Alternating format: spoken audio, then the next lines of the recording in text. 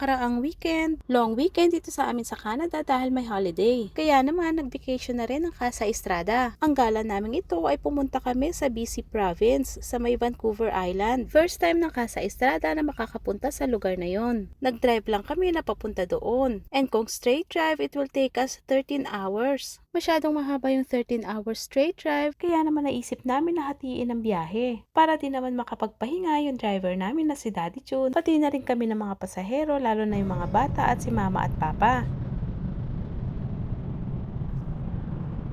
Yung first day travel namin, halos marami rin kami naging stopover. At una na nga dito itong boundary ng Alberta at ng BC Province. Nag-wee break na rin at nag-picture dito sa sign ng BC Province. Itong first day of travel namin ay 7 hours drive din. At mag-i-stay kami for a night sa town of Kamloops. Mula dito sa amin sa Alberta, kapag ang drive mo ay pa Western Canada, ganitong view ang makikita mo habang nagda-drive. Malalaki, matataas at magagandang mga Rocky Mountains. Magaganda naman talaga at very relaxing na tingnan. Maski ilang beses na namin nadaanan ang ganitong mga view, hindi rin naman talaga nakakasawang tignan at talagang naka-amaze pa rin kami sa mga nakikita namin. Kaya hindi rin ganun ka-boring na mag-long drive.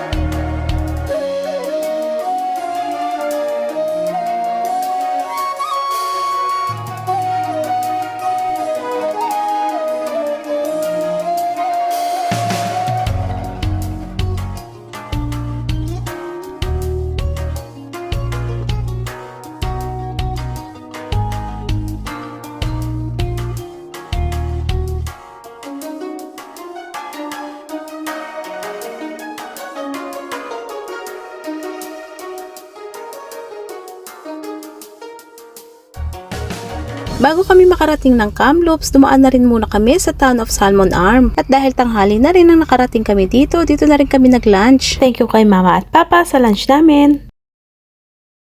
Dito sa stopover namin sa Salmon Arm, dumaan na rin kami sa isang famous na farm market at may petting zoo rin dito sa area na to. Ang Casa Estrada tuwing naglo-long drive ay nagsa-side trip na rin kami. Naghahanap na rin kami ng ibang pwedeng gawin doon sa area na pupuntahan namin. At para ma-entertain na rin yung inakay namin ni Daddy June. At kahit maliit itong petting zoo na pinuntahan namin, masaya na sila dito.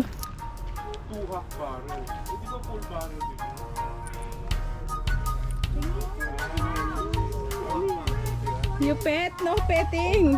Ito, ayaw magpa-araw eh, oh. Mami kayo. Mami. Saan? Oh. Ito sa the mill farm. Farm to market. Bawo. Small one. The baby one. Oh, see? Oh. Ha? Ay, oo nga, no? Ano yan? I'm here. I'm here.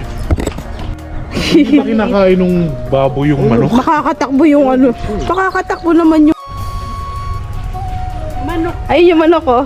Yung chicken run. Come on, Amanda. Go. Closer. Peek out. Yeah. Move. Come on. There, oh my God. There? Okay, come on. I'll picture you. Go, okay, go. Pagkatapos namin pumunta doon sa petting zoo, ito naman at pumunta kami sa market nila. Bumili lang kami ng ibang prutas, pati na rin pagkain na pwedeng namin kainin habang nasa biyahe. At kung siniswerte ka nga naman, ang araw na nagpunta kami doon ay senior day, kaya naman naka-discount kami sa grocery namin.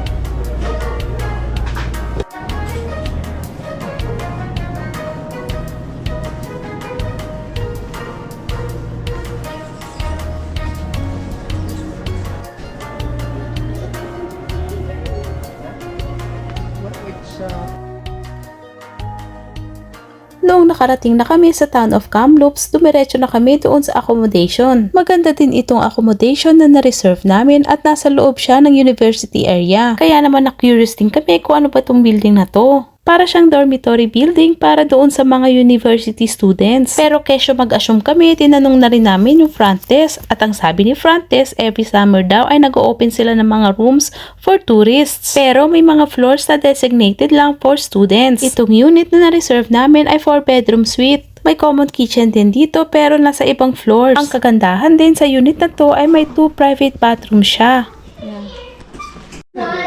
Ha? Look, it's a window to Atis. Yeah, I saw. Heto na muna ang mga naging ganap sa first day of travel namin papunta sa Vancouver Island. Thank you for watching and see you sa next video.